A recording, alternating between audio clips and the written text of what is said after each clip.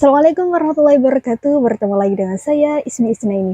Di video kali ini saya mau sharing ke teman-teman tentang personal branding dan positioning. Yang mana dua istilah ini harus banget difahami dan dimengerti sama teman-teman pelaku usaha. Nah, sebelum saya jelaskan lagi lebih detailnya kayak apa sih personal branding, kayak apa sih positioning, penjelasannya, rebranding dan sebagainya. Saya mau meyakinkan teman-teman untuk subscribe channel ini dan bunyikan loncengnya agar teman-teman dapat notifikasi setiap kali ada video-video terbaru dari channel ini. Jika dirasa video ini bermanfaat buat teman-teman, teman-teman bisa banget like, komen, dan share video ini ke orang yang lebih banyak lagi biar mereka juga tahu tentang personal branding dan positioning.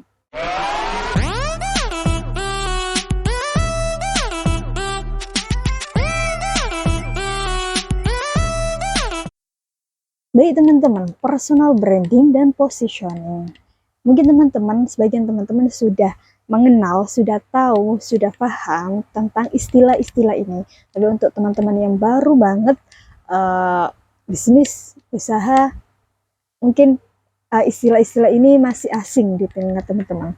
That's okay, saya pun juga awalnya nggak tahu di awal-awal, tapi berjalannya dengan waktu, dengan usaha bisnis, lama-kelamaan saya juga tahu, oh ternyata ini loh yang dinamakan personal branding, oh ternyata ini loh yang dinamakan positioning gitu.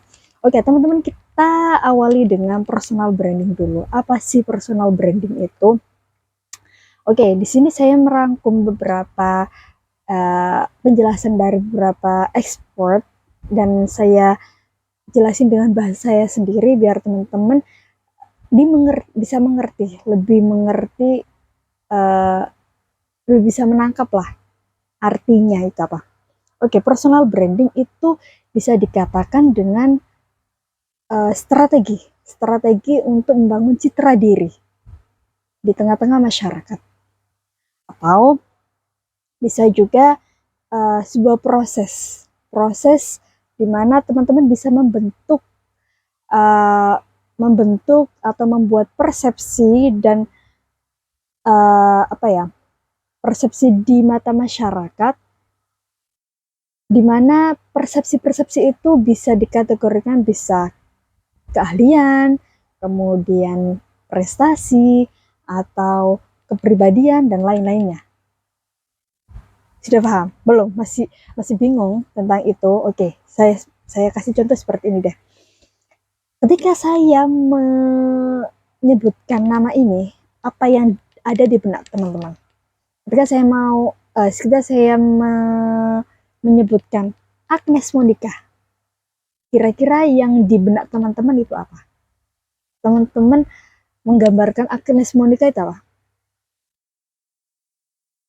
Atau lagi, ketika saya menyebutkan nama Syahrini, nah, Syahrini, yang di pikiran teman-teman itu apa? Sudah mengerti? Atau lagi, ketika saya menyebutkan nama Atta Halilintar, kemudian Krisdayanti, Luna Maya, udah stop still aja ya. Oke, jadi teman-teman seperti ini. Ketika saya saya pribadi ketika mendengarkan nama Agnes Monica, yang ada di pikiran saya, yang terlintas di pikiran saya, bayangan saya Agnes Monica yaitu artis dengan segudang prestasi, penyanyi, multi talent,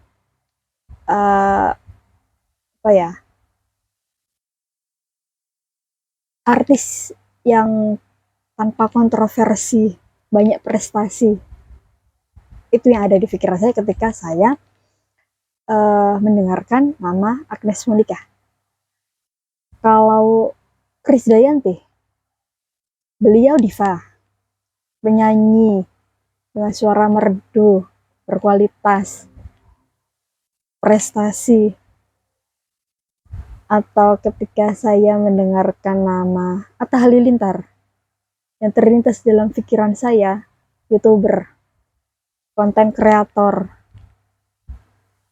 gitu. Jadi teman-teman, ketika teman-teman mendengar sebuah nama yang ada terlintas di pikiran teman-teman itu apa? Nah, itulah namanya personal branding. Orang-orang yang mempunyai keunikannya sendiri-sendiri, kelebihannya sendiri-sendiri yang dipersepsikan sama masyarakat. Itu.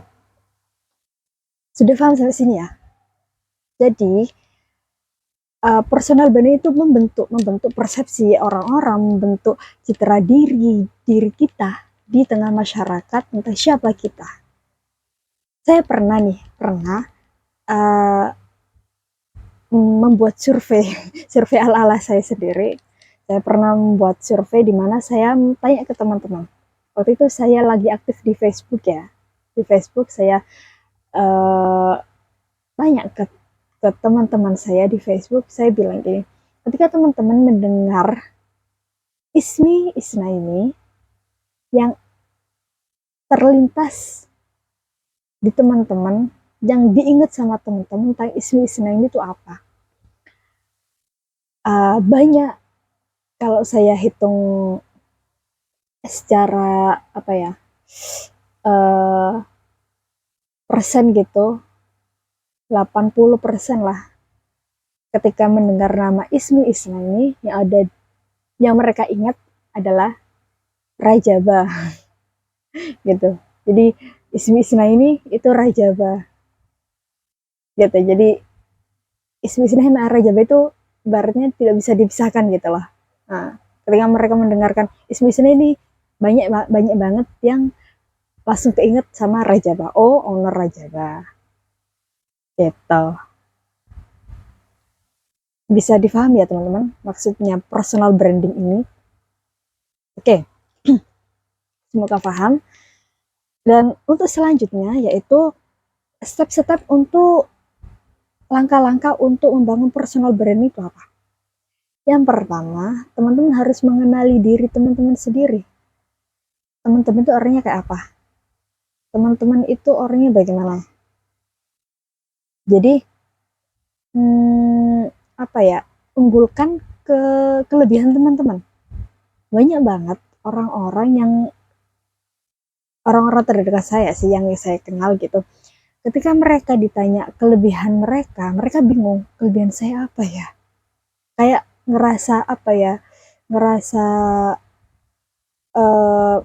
nggak pede, ngerasa insecure. Tapi ketika mereka disadari dengan pertanyaan, apa kekurangan mereka? Itu banyak banget listnya. Jadi baik jawab sebagian orang jawab lebih banyak kekurangan daripada kelebihannya. Jadi kalau misalnya ditanya kekurangannya apa, mereka bisa menjawab sampai puluhan lembar, puluhan line lah, puluhan baris.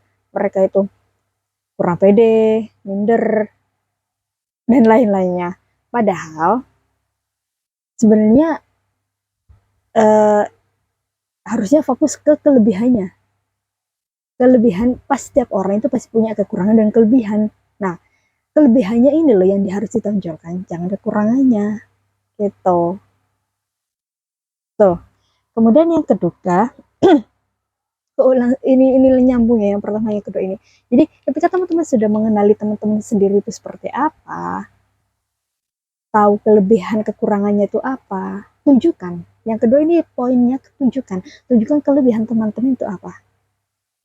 Nah, kalau teman-teman semisal kelebihannya bisa mengajar dengan menyenangkan, ya itu dikembangin dan bisa menjadi sebuah apa ya, akan bentuk personal branding teman-teman. Nantinya akan bisa bentuk personal branding teman-teman. Itu ya. Ini ternyata nyambung. Yang pertama, teman-teman harus mengenali dulu siapa sih teman-teman, kelebihan teman-teman itu apa, kelebihannya apa, fokus ke kelebihan. Kekurangan ada, sekali lagi fokus ke kelebihannya. Kekurangan itu bisa dikurangi, bahkan dihilangkan dengan berjalannya waktu nanti, gitu ya. Pertama, kenali diri. Yang kedua, tunjukkan kelebihannya, kelebihan teman-teman itu apa. Dan yang ketiga, kembangkan lagi. Itu tadi, kembangkan. Itu akan membentuk personal branding teman-teman. Di siapa yang akan membentuknya? Orang lain. Orang lain akan membentuk, mengenali teman-teman ketika mereka di apa ya, mendengar kata nama teman-teman, seenggaknya mereka keinget something dari teman-teman, kelebihan teman-teman. Terus personal branding itu apa? Ada yang dikenal tidak baiknya? Ya ada karena memang mereka membentuk personal branding mereka dengan hal-hal negatif, bukan hal-hal yang positif. Jadi ketika disebutkan nama mereka, yang ada di benak masyarakat orang lain ya hal-hal negatif dari mereka, gitu. Oke, kemudian lanjut ke ini. Jadi saya tadi membaca kalau dari artikel yang ditulis sama Gil Cornell, bacanya ini agak ribet. Gil Kindale, beliau menuliskan sebuah artikel di Harvard Business Review. Ada 4 hal penting yang ada dalam personal branding. Yang pertama, menarik untuk orang-orang sekitar. Jadi ketika disebutkan namanya, orang-orang sekitar menarik. Orang-orang sekitar tertarik dengan si personal orang ini, gitu. Kemudian otentik atau asli, tidak duplikasi dari orang lain. Jadi teman-teman mengembangkan personal branding teman-teman itu ya apa adanya teman-teman, harus aslinya teman-teman seperti apa. Jangan apa ya, ngikut-ngikut atau menduplikasi gaya, menduplikasi personalnya orang lain, gitu. Kemudian yang ketiga adalah konsisten. Konsisten ini mengembangkan ya, konsisten untuk mengembangkan personal brand teman-teman, gitu. Kemudian yang keempat adalah dikenal banyak orang. Jadi sekali lagi hal penting dalam personal branding itu pertama menarik untuk orang-orang sekitar, otentik, konsisten, dan dikenal sama orang-orang sekitar. Oke. Kemudian setelah kita mengetahui personal brand itu apa, kemudian langkah-langkah untuk mengembangkannya itu langkah-langkah untuk bangun personal brand itu kayak apa. Sekarang manfaat dari personal branding sendiri itu apa? Jadi teman-teman, personal branding itu bermanfaat banget buat teman-teman, terutama bukan terutama sih ya, setiap profesi deh menurut saya. Setiap profesi itu membutuhkan personal branding. Kayak semisal nih, teman-teman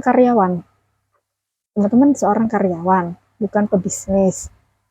Ketika personal branding teman-teman terbentuk dengan bagus dan dikenal ketika ada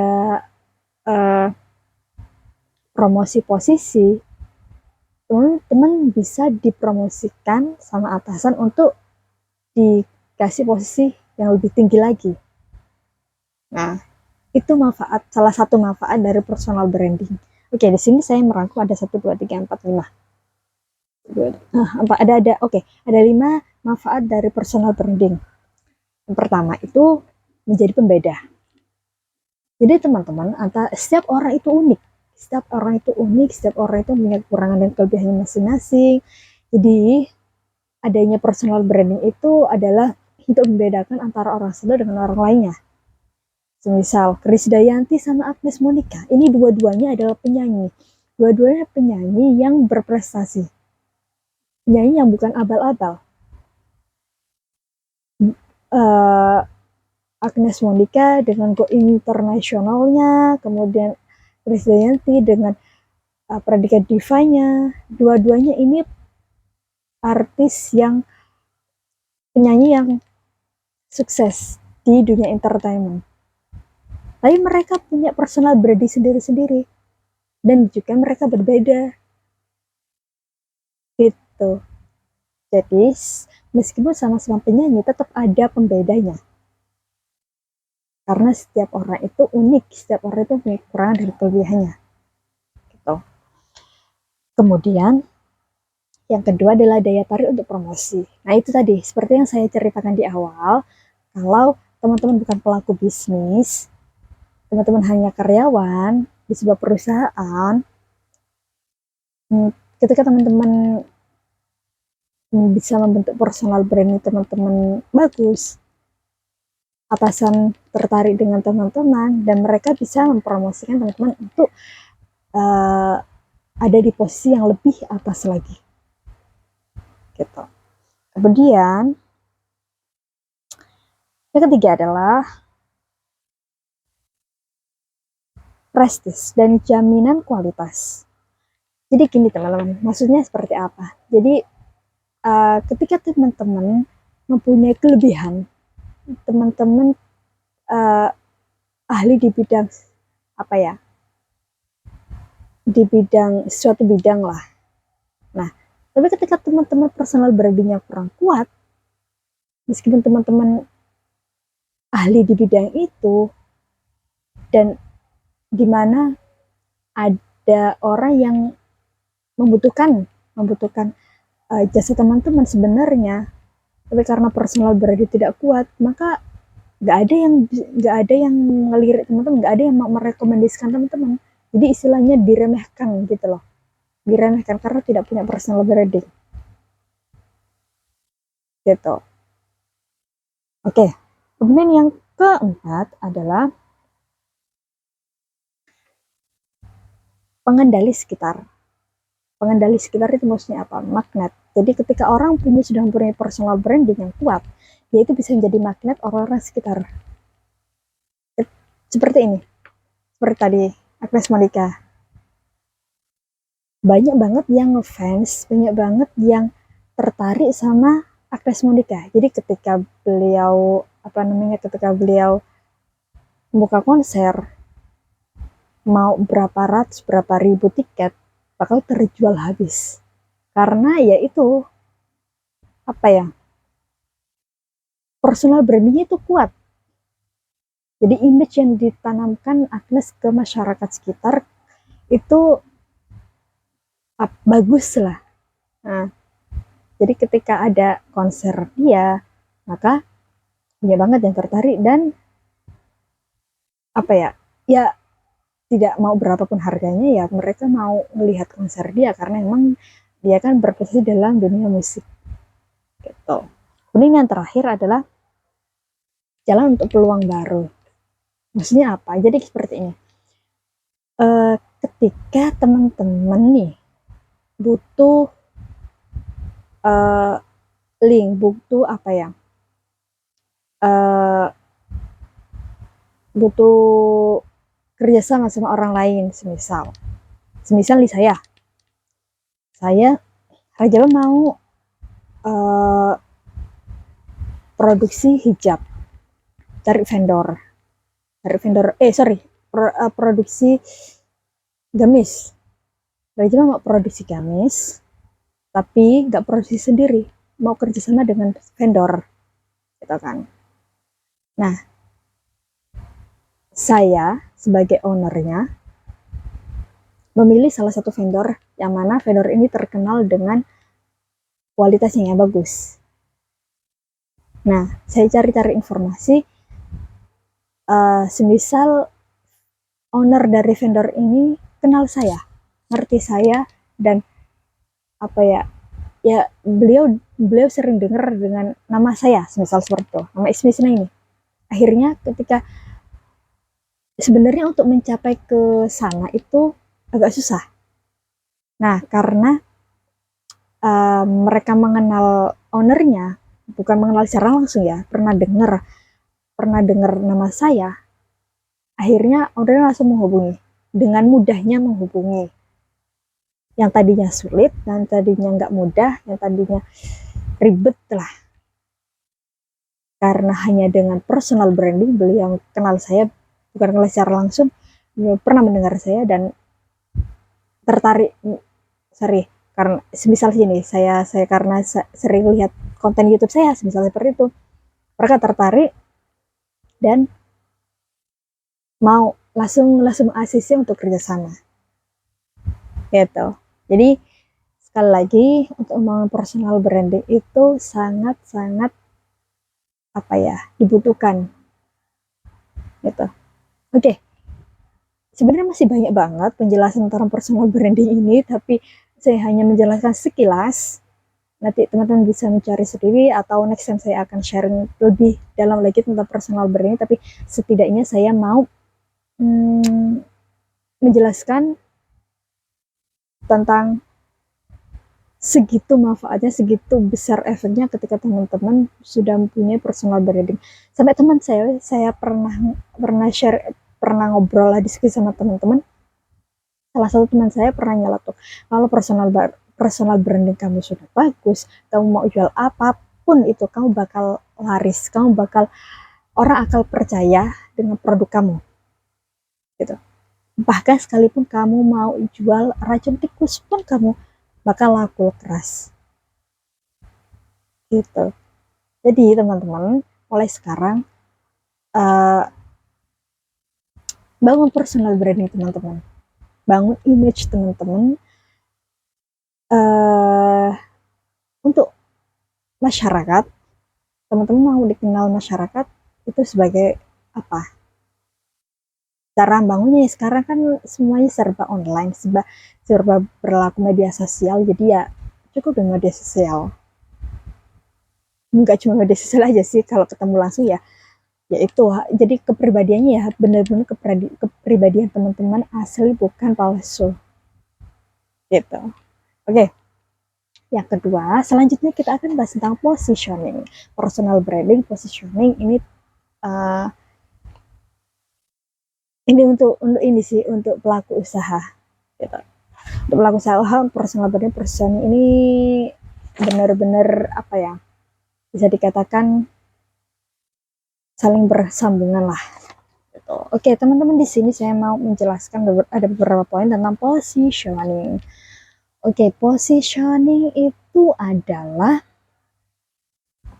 usaha untuk meningkatkan citra, image, persepsi, imajinasi yang terkait dengan produk, merek, layanan yang ditawarkan kepada konsumen.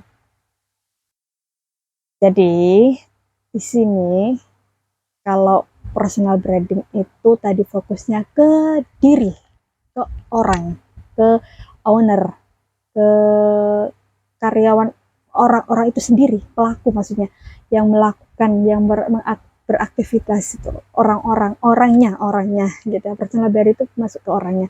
Tapi kalau ke positioning itu lebih ke produknya, mereknya, layanannya, pelayanannya, jasanya. Itu namanya positioning. Maksudnya seperti apa? Jadi gini, seperti ini sih. Ketika saya menyebutkan nama Rinso, kira-kira yang ada di image teman-teman itu apa ketika mendengarkan nama Rinso? Deterjen, berkualitas, bagus. Atau ketika saya menyebutkan nama Indomie, yang ada di benak teman-teman apa? Mie instan, enak, murah gitu. Jadi bisa dipahami ya teman-teman, antara personal branding dengan positioning. Jadi positioning ini fokus ke produknya, jasanya, mereknya. Tentunya ketika saya menyebutkan nama Apple, yang diingat sama teman-teman apa? iPhone, mahal, bukan mahal sih, berkualitas gitu ya. Murah mahal sih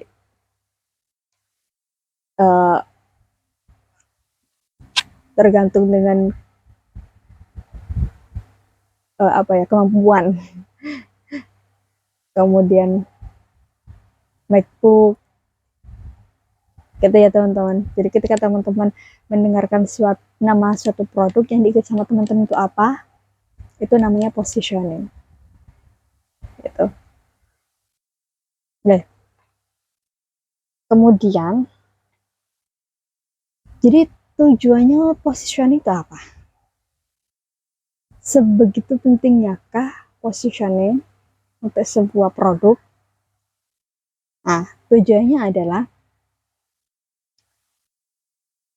menempatkan sebuah produk, merek, layanan untuk mendapatkan posisi yang lebih unggul dalam benak konsumen gitu. Jadi semisal ini, uh, ada konsumen yang suka Indomie, ada suka konsumen yang suka mie sedap, ada yang suka Sarini dan lain-lainnya, ada jenis-jenisnya gitu kan. Setiap produk itu pasti punya pembeda, punya pasarnya sendiri-sendiri. Nah, untuk meskipun produknya sama-sama mie instan, tapi tetap harus tiap mie instan tersebut, tiap merek tersebut harus membangun positioningnya agar ketika disebutkan namanya, nama produknya itu bisa diingat, langsung diingat sama teman-teman gitu. Misal nih, kalau saya sebutkan nama Rajaba, yang diingat sama teman-teman apa? Yang terlintas di pikiran teman-teman itu apa? Hijab. Karena sekarang lagi fokus di hijab. Seperti yang dipakai sama saya ini, salah satu produknya. Nah, ini ya. Oke. Oke. Dan kita lanjutkan lagi. Cara bangun positioning. Cara bangunnya seperti apa? Gimana sih cara bangunnya? Jadi yang pertama, teman-teman harus memahami pelanggan. Pelanggan teman-teman itu seperti apa? Gitu. Jadi teman-teman itu harus paham banget pelanggannya itu kayak apa. Kemudian apa ya? Kebiasaannya itu apa? Gitu. Benar-benar memahami banget teman. Seperti gini, seperti contohnya Rajaba. Rajaba yang tadinya fokus ke hijab-hijab instan seperti yang saya pakai ini. Ternyata banyak banget banyak banget di permintaan dari teman-teman yang Rajaba untuk mengeluarkan hijab segi 4. Segi 4. Akhirnya keluar segi 4 polos. Ternyata dengan berjalannya waktu ada permintaan lagi yang motif dong. Akhirnya keluarlah motif. Motif yang original punya Rajaba, bukan motif-motif KW yang jiplak sama brand-brand besar gitu kan. Ya itu. Jadi yang tadinya hanya fokus di hijab instan aja, sekarang sudah berkembang karena memang ternyata uh, pelanggan saya bukan hanya orang-orang yang uh, pengen makainya itu di aktivitas sehari-hari aja. Mereka memang ketika di acara formal gitu, atau untuk seragam-seragam guru dan lain-lain gitu. Oke ya. Jadi yang kedua adalah perhatikan kompetitor gitu.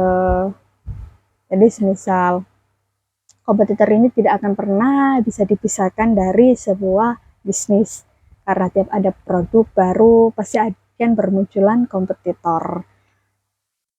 Adanya kompetitor ini yang bukan untuk melemahkan atau menciutkan nyali, tapi ya untuk menyemangati. Ternyata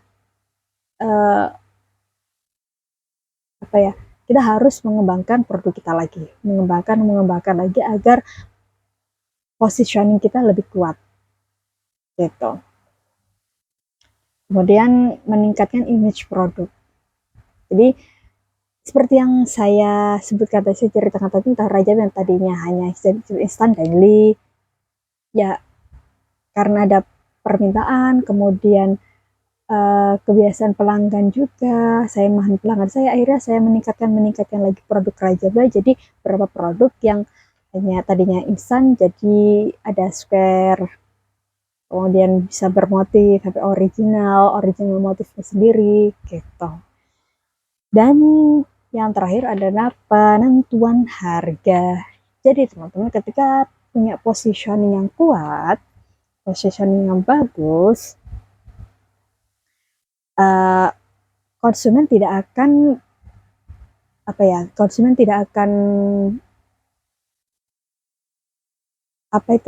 bisa diistilahkan tidak akan ragu-ragu untuk membayar berapapun harga yang harus mereka bayar untuk mendapatkan produk tersebut gitu.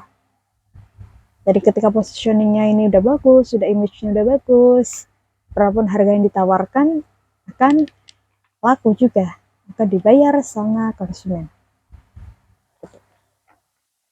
Oke, dan yang terakhir, penjelasan yang terakhir tentang manfaat positioning. Yang pertama adalah meningkatkan penjualan produk. Jelas ketika positioningnya bagus, positioning kuat, peningkatan penjualan produk juga makin banyak. Kedua adalah menentukan target pasar yang lebih jelas. Jadi kayak tadi Apple, target pasarnya mana? Target pasar mereka siapa? Kemudian Indomie, mie instan, Indomie target pasar mereka siapa? Tuh. Kemudian yang ketiga adalah membantu perusahaan dalam memahami kebutuhan konsumen. Gitu. Oke, jadi teman-teman, sini antara personal branding sama positioning ketika disatukan seperti contohnya kayak gini. Burger Bangor. Burger Bangor ini kan sebuah produk yang mana produk burger ini banyak banget yang jual. Tapi di balik Burger Bangor ini ternyata ada personal branding yang kuat. Siapa itu? Denny Sumargo kan? Nah, itu. Ada Denny Sumargo di sana ya. Jadi ketika disebutkan nama Burger Bangor, yang diingat siapa? Yang diingat apa? Kalau saya sendiri, saya pribadi, Burger Bangor. Oh, burgernya punya Denny Sumargo. Gitu. Rasanya gimana? Enak. Gitu. Pasti ada pembedanya antara, meskipun sama-sama burgernya, pasti ada pembedanya apa. Gitu kan. Nah, ketika ada positioningnya bagus, meskipun burger burger adalah produk yang sudah menjual Burger Bangor, ternyata ada di balik personal brandingnya ini adalah brand ambasadornya, maksudnya ya brand ambasadornya ini Denny Sumargo, atau mungkin ownernya ini Denny Sumargo ini, saya juga nggak tahu gitu teman-teman. Jadi ketika kita sudah punya personal branding bagus, positioningnya bagus, ketika dua-duanya ini bagus, akhirnya semuanya oke. Baik teman-teman, sampai di sini dulu sharing saya tentang personal branding dan positioning. Semoga bermanfaat buat teman-teman, dan kita akan ketemu di video-video saya selanjutnya. Assalamualaikum warahmatullahi wabarakatuh.